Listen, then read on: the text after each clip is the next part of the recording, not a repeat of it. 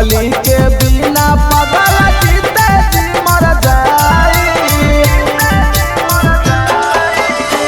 दिलवा बेचारा के कैसे समझाई, पगली के बिना पगल जीते जी मर जाई।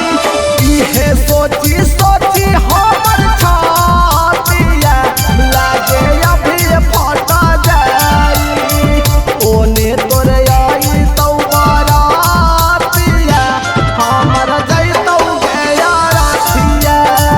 ओने तोरे आई तो बारातिया हमर जैतौ गया रातिया।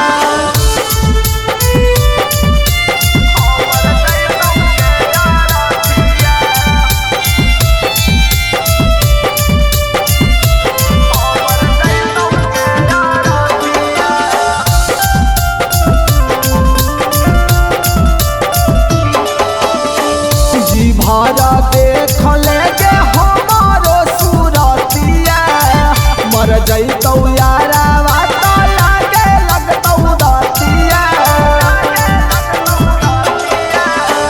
जी भरा